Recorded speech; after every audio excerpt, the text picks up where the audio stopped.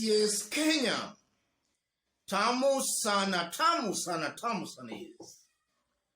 Things are getting very interesting and more lively as time goes by. In the recent days, we are seeing corruption cases being dropped. And those cases are mostly being dropped on the leaders deemed close to William Ruto and his close allies. So today, a group of leaders, members of parliament from Western, came out and demanded for the release of Sirisia Member of Parliament, John Waluke. In this video, I want us to listen keenly to these leaders, for their remarks are going to form the basis of our analysis and discussion right now. Kona misururo, the actions we are going to take from now. Na haitanyamazia hapa, na haitakuwa one-off, na they will not stop us from doing what we are going to do. Sisi tumeamua, tunaenda mbele. Tunataka John Koi Waluke. No Waluke, no elections. Yes, members of the fourth estate, we are here as a family, members of the family of John Koi Waluke, the Mlembe family. Our message is very, very simple.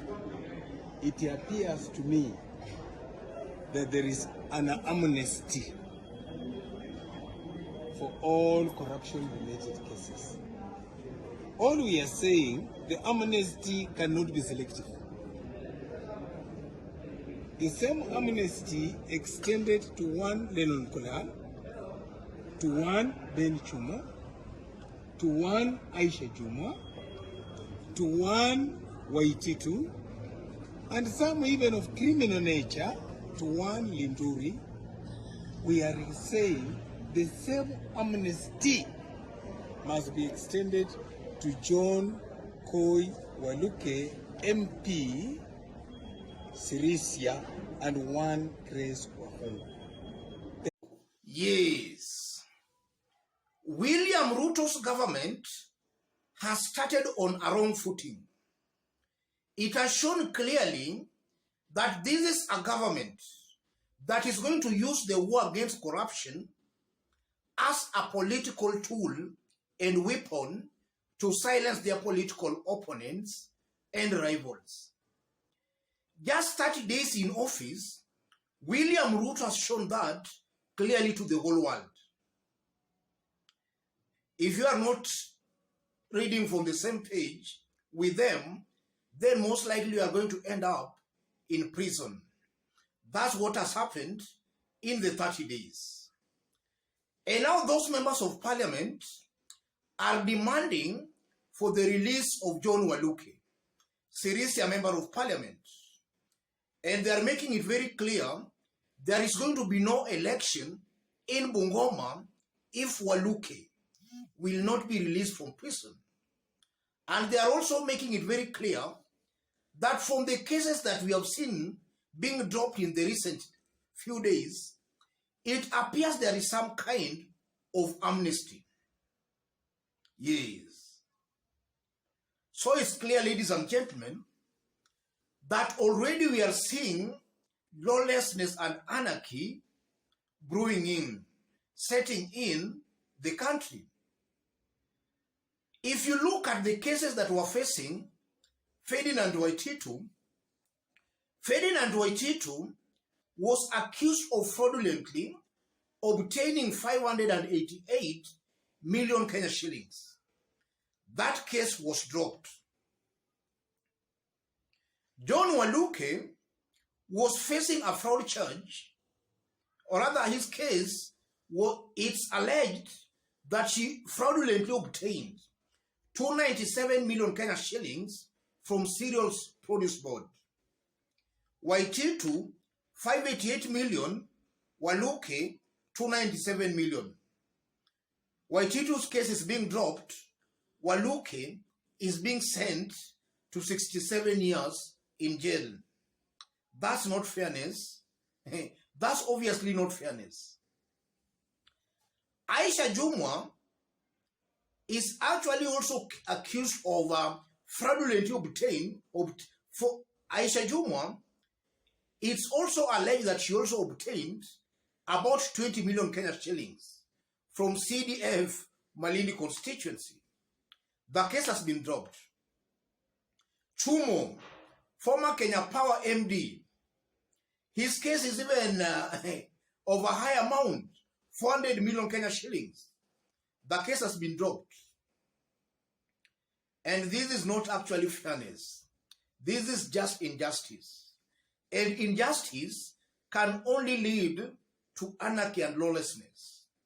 And that's exactly what we are seeing coming from those members of parliament. If this trend continues, there is going to be rebellion against a system that is using the instruments of government or other instruments of power to intimidate and to sit on some Kenyans. There is clearly going to be a rebellion. If you look at William Ruto's government, the performance, in the 30 days it has been in office, this was the time William Ruto's government maybe had to save face. In that this first 30 days, or these initial stages, they also to have at least built some confidence amongst Kenyans. They ought to have been seen to be very fair in their undertakings. But if in these initial stages, they are behaving the way they are behaving, what will happen maybe in the next few months, after they have now settled in office, things are going to get worse, ladies and gentlemen. And this is why I always maintain in this forum that William Ruto's government might go down in history as a one-term government. It might go down in history as a one-term government. This is not how to rule a country. This is clearly a government setting up itself for failure. Look at all the government institutions, all the independent government institutions, starting with the judiciary. Judiciary is now deemed corrupt. Look at IEBC. IEBC is now deemed compromised. And even some top IEBC officials are now being given jobs in William Ruto's government. And that's just a confirmation that even before the election, they already had a deal that they were to do their part, and then upon William Ruto forming his government, he was also to do his part. And they are doing it in the broad daylight, even without mincing their words, or they're just doing it in open.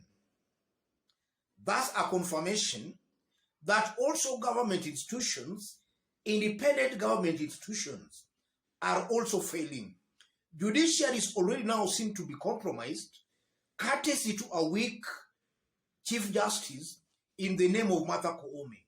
And now you are seeing also these lower courts just following suit, dropping these cases against these leaders.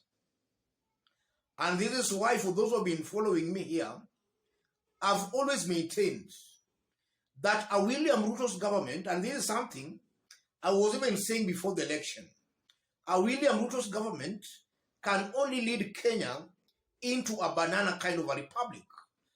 A country where the citizens themselves are going to lose hope in the independent institutions, in the courts, and that can only lead to lawlessness and anarchy.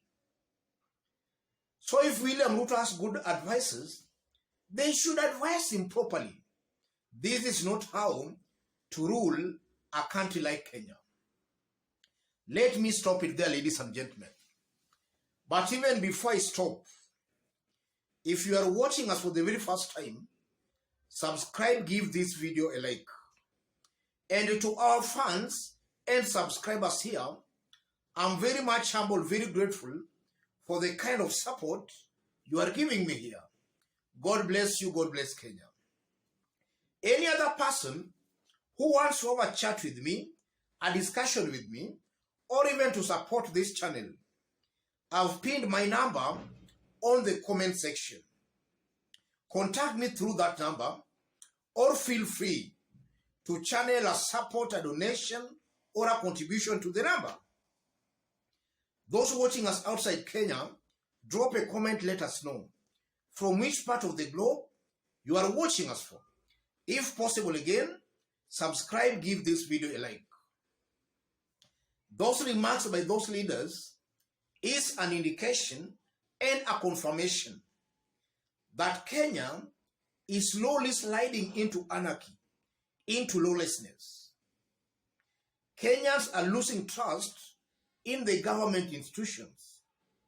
Judiciary is already deemed corrupt, compromised. Courtesy to Martha Koome and her bench. The country is slowly sliding into anarchy. Let's meet in our next analysis.